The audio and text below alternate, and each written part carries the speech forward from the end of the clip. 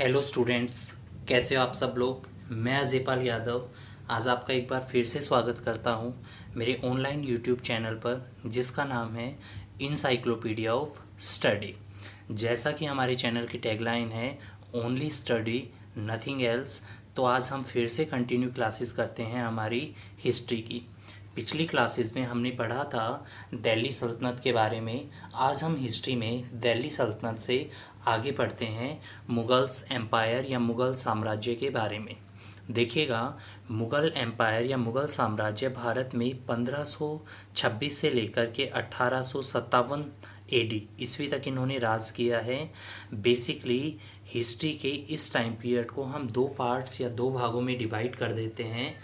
1526 से लेकर के 1707 तक मुगल्स पावरफुल बहुत ही ज़्यादा रहे हैं, इसीलिए एग्ज़ाम के पॉइंट ऑफ व्यू से इन पार्ट से क्वेश्चन आने के चांसेस काफ़ी ज़्यादा होते हैं।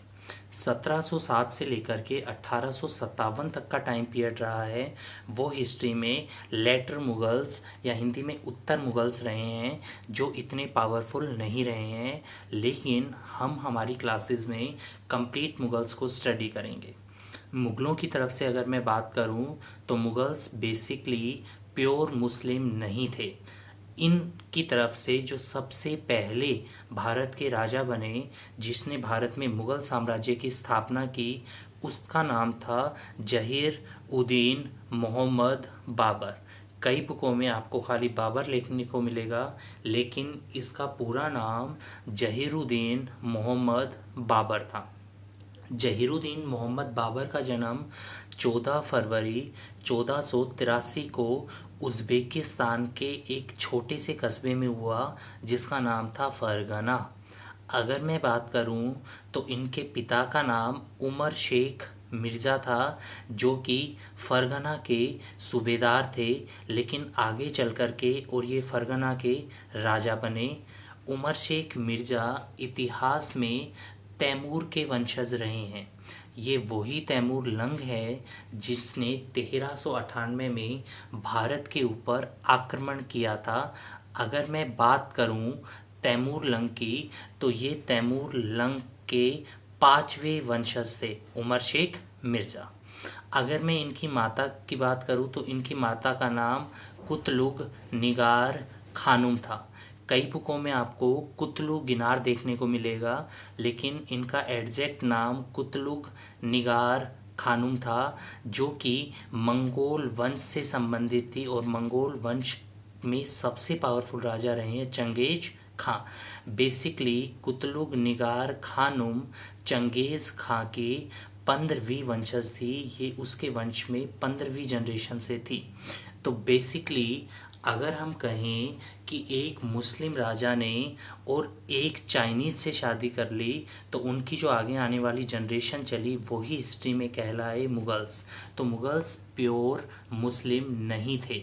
फिर भी अगर आपसे कोई पूछता है कि जो मोहम्मद बाबर रहे हैं वो सिया या सुन्नी कौन से वंश से संबंधित थे, तो जहरुद्दीन मोहम्मद बाबर सुन्नी वंश से संबंध रखते थे।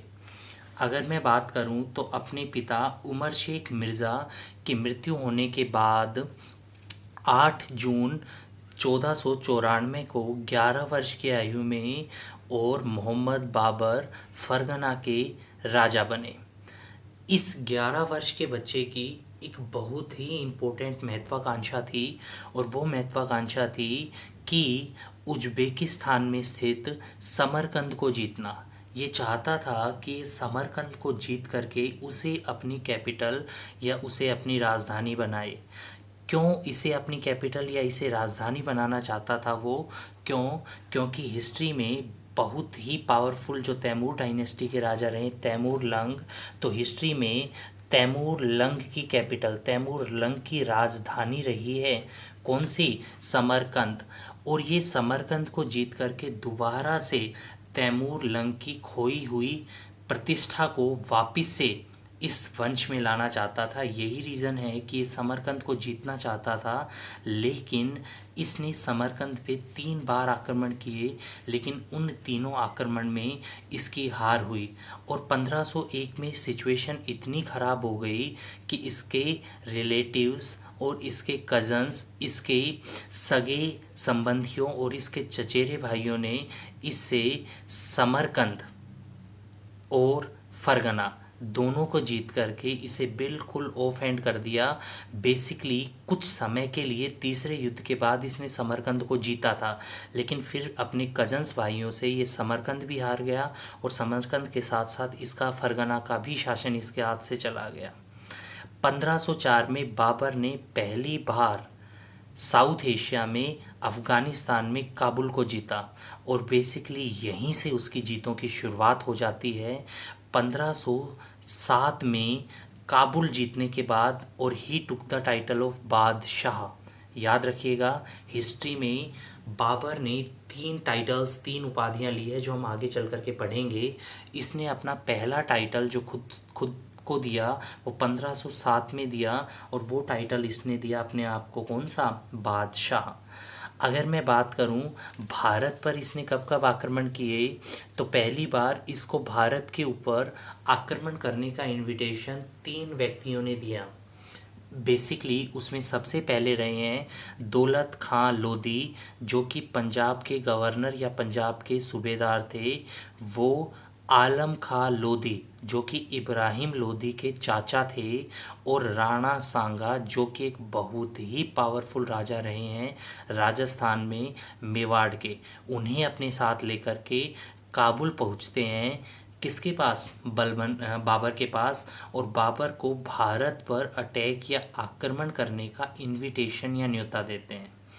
इसी के साथ साथ वो इस बात की गारंटी भी देते हैं कि अगर बाबर भारत के ऊपर आक्रमण करेगा तो वो सब बाबर का साथ देंगे, और इसी कारण बाबर भारत पर आक्रमण करने की शुरुआत करता है। बाबर ने भारत पर अपना पहला आक्रमण, पहला अटैक 1519 में किया। 1519 में इसका ये भारत पर पहला आक्रमण यूसुफ जाई जनजाति के खिलाफ था। यूसुफ जाई जनजाति वो जनजाति थी जो बेसिकली बुंदेलखंड क्षेत्र में रहती थी, और बुंदेलखंड क्षेत्र आज आपका बेसिकली आगरा ललितपुर वाला इलाका है, जो कि उत्तर प्रदेश में आता है। और इस आक्रमण के दौरान उसने पहली बार भेरा फोर्ट या भेरे के किले को जीता, जो कि आपका कहाँ पे है, आगरा। इसके बाद एक एक करके उसने भारत पर 4 बार आक्रमण किए, लेकिन इन चारों आक्रमणों में उसे कोई बहुत बड़ी विजय भारत में नहीं मिली।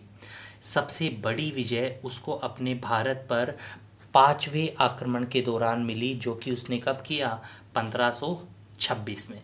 देखिएगा, बाबर के बारे में कहा जाता है कि बाबर ने 26 में पानी पिया, 27 में खाना खाया, 28 में चल दिया, 29 में घर पहुंचा और 30 में मर गया।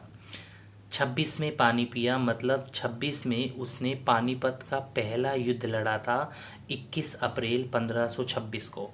इस पानीपत के पहले युद्ध में उसने दिल्ली सल्तनत के अंतिम वंश लोधी वंश के राजा इब्राहिम लोधी को हराया था, और इसी युद्ध में इब्राहिम लोधी की मृत्यु भी हो गई थी।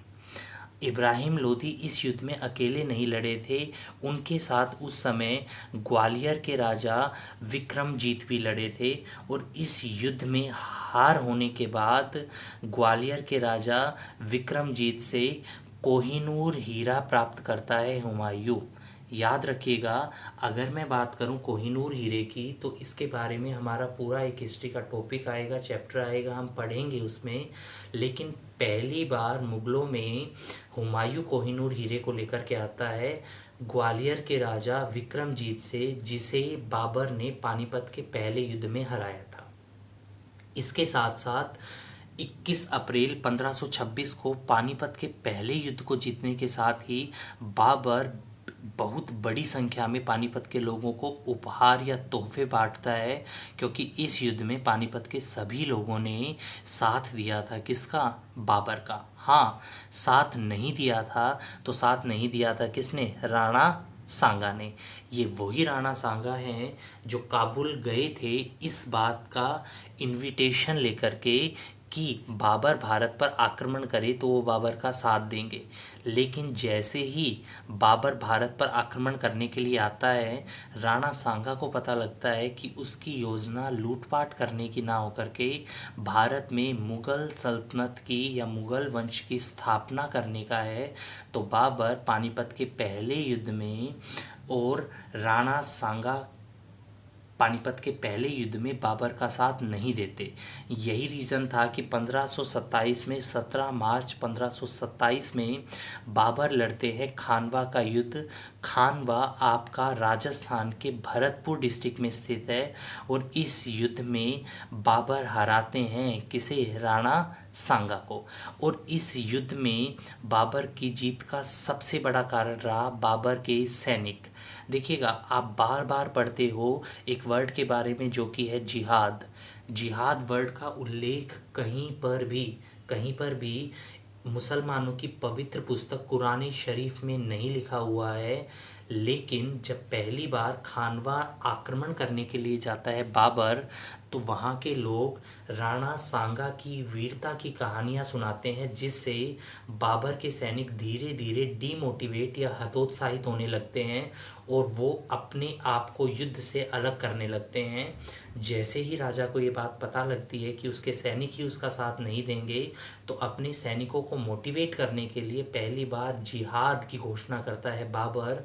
बाबर अपने सैनिकों से कहता है कि अगर युद्ध में उनकी मृत्यु हुई तो ये मृत्यु कोई सामान्य मृत्यु नहीं होगी, क्योंकि वो अपने राजा के लिए मर रहे हैं तो उन्हें जन्नत नसीब होगी। और यही रीज़न था कि जन्नत और 72 हूरें मिलने के कारण ही पूरे के पूरे सैनिक बहुत ही जोरों शोरों से राजा का साथ देते हैं। और इसी के कारण बाबर इस युद्ध में राणा सांगा को हराता है और उसे हराने के बाद वो गाजी की उपाधि या गाजी का टाइटल लेता है। 1528 में बाबर चल दिया। बाबर चंदेरी का युद्ध लड़ता है। चंदेरी के युद्ध में वो मालवा के राजा मेदिनी राय को हराता है।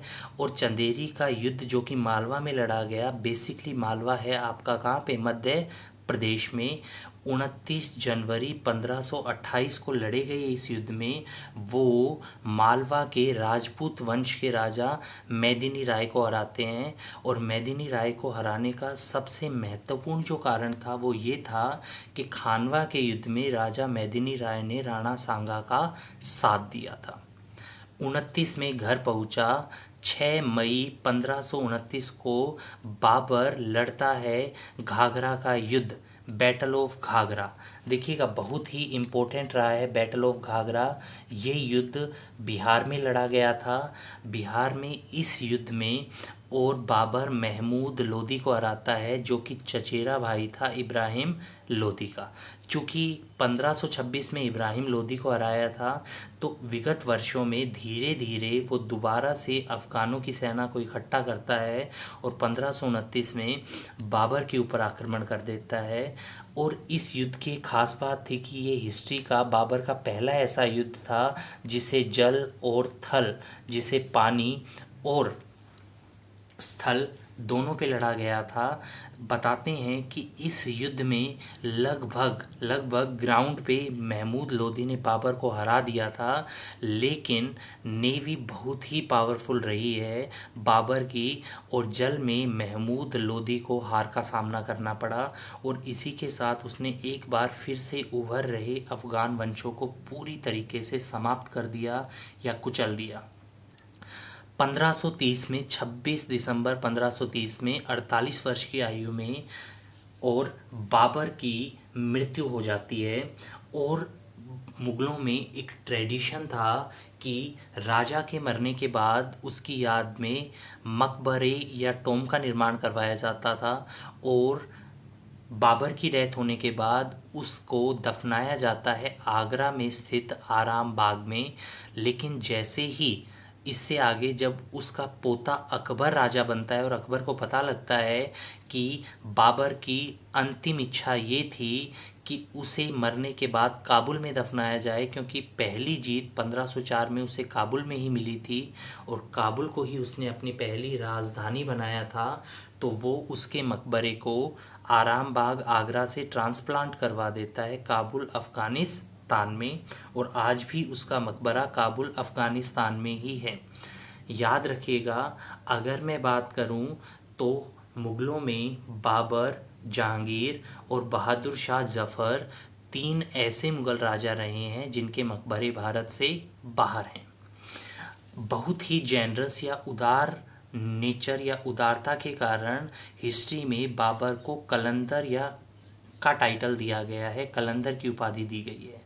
ये जो भी युद्ध लड़े गए, इन सभी युद्धों में बाबर की जीत होने का या जीतने का सबसे इम्पोर्टेंट कारण था कि भारत में बाबर ने पहली बार युद्धों में कैनन्स, आर्टिलरी और एम्यूनेशन या हिंदी में गोला बारूद और तोपखाने का इस्तेमाल किया। इससे पहले किसी भी राजा ने भारत में किसी भी युद्धों में गोला बारूद या तोपखाने का इस्तेमाल नहीं किया था। यही रीज़न था कि यहाँ के राजा इन सब चीज़ों को देख करके और उनके अंदर एक तरीके से भगदड़े मच जाती थी, और इस चीज़ का बाबर ने बहुत फ़ायदा उठाया। दूसरा, बाबर ने जितने भी युद्ध लड़े वो सब युद्ध तुगलकमा युद्ध पद्धति के तहत लड़े गए। तुगलकमा युद्ध पद्धति का जन्मदाता उज्बेकिस्तान रहा है। उज्बेकिस्तान में तैमूर वंश ने पहली बार इस युद्ध पद्धति की शुरुआत की थी। बेसिकली इसी युद्ध पद्धति के कारण और समरकंद पे जब जब आक्रमण किया बाबर ने, तब तब बाबर की हार हुई। इन आक्रमणों के दौरान तीसरी बार बाबर की जीत हुई, और इस जीत के बाद बाबर ने अपने आप को एक तरीके से सुधारा धीरे धीरे तुगलकमा युद्ध पद्धति में, और इस युद्ध पद्धति का इस्तेमाल उसने बाद में अपने भारत पर आक्रमण के दौरान किया। ये युद्ध पद्धति क्या है? बेसिकली इस युद्ध पद्धति के तहत आर्मी या सेना को 4 भागों में बांट दिया जाता था। सेना की 2 टुकड़ी राजा के बिल्कुल आगे की तरफ चलती थी, एक टुकड़ी राजा के दाएं और एक टुकड़ी राजा के बाएं चलती थी। जो 2 टुकड़ियां आगे की तरफ चलती थी उनके आगे घोड़े होते थे, और सभी घोड़ों को लेदर या चमड़े से बांध दिया जाता था, और 2 घोड़ों के बीच में इतना स्पेस होता था कि 2 सैनिक चल सके। जैसे ही युद्ध होता, शुरुआत की दोनों टुकड़ियां आगे चल करके और दूसरी सेना के साथ लड़ती, और दाएं और बाएं से आ रही टुकड़ियां जिसमें तोपची और निशानेबाज होते थे वो उनको बैकअप देते, और जिसकी वजह से सामने की सेना बहुत ही स्थिर हो जाती थी। और इसी पद्धति का इस्तेमाल उसने भारत के सभी युद्धों में किया। थर्ड, उसकी जीत का सबसे बड़ा रीज़न रहा उसकी सेना में निशानेबाज का होना। बहुत ही अच्छे आर्चर या निशानेबाज रहे हैं मुग़लों में। बेसिकली बाबर की आर्मी में उस्ताद अली और मुस्तफ़ा बाबर करके 2 बहुत ही इम्पोर्टेंट निशानेबाज रहे हैं, और इनका भी बहुत ही इम्पोर्टेंट योगदान रहा है बाबर की जीतों में। इसके साथ साथ बाबर अपने पिता की तरफ से तैमूर वंश से था और माता की तरफ से मंगोल वंश में से था, और तैमूर और मंगोल बहुत ही पावरफुल योद्धा रहे हैं, और इसकी वजह से भी बाबर इतिहास में एक महान योद्धा के नाम से प्रसिद्ध हुआ। अगर आपसे कोई ये पूछता है कि मुग़लों की आधिकारिक भाषा या कोर्ट लैंग्वेज क्या थी, तो याद रखिएगा उनकी कोर्ट लैंग्वेज पर्शियन या फ़ारसी थी। बाबर एजुकेटेड था, उसने खुद की अपनी ऑटोबायोग्राफी आत्मकथा लिखी है जिसका नाम है बाबरनामा। ये उसने टर्किश लैंग्वेज या तुर्की भाषा में लिखी है। आगे चल कर के इसका पर्शियन या फ़ारसी भाषा में अनुवाद किया अब्दुर रहीम खाने खाना ने। ठीक है, अगर मैं बात करूं तो बाबरनामा में पहली बार बाबर ने बागों का वर्णन किया है। बाबर ने बताया कि उसकी इच्छा है कि वो ऐसे बागों का निर्माण करे जो चारों तरफ से दीवानों से घिरे हो, जिनके अंदर आर्टिफिशियल कैनल्स या कृत्रिम नहरें बनाई जाए, और वो कृत्रिम नहरें उन बागों को 4 पार्ट्स में डिवाइड करे, जिसकी वजह से उन बागों को 4 बाग के नाम से जाना जाए। इसके साथ साथ उसने बाबरनामा में कोहिनूर हीरे के बारे में भी बताया है। उसने बताया है कि यदि उस हीरे को बेच दिया जाए तो पूरे विश्व को 2 दिन के लिए खाना खिलाया जा सकता है। अगर मैं बात करूं, चार बाग बहुत ही महत्वाकांक्षी योजना रही है बाबर की, लेकिन बाबर इन्हें पूरा नहीं करवा पाया। लेकिन मुगलों में चार बाग का निर्माण सबसे पहले अकबर के टाइम पीरियड के दौरान शुरू हुआ। इसी के साथ हमारी आज की क्लास ख़त्म होती है। आई होप कि आपको आज की क्लास समझ आई होगी। अगर आपको ये क्लास अच्छी लगी है सो प्लीज़ इसे लाइक शेयर और सब्सक्राइब ज़रूर कीजिएगा। Thank you.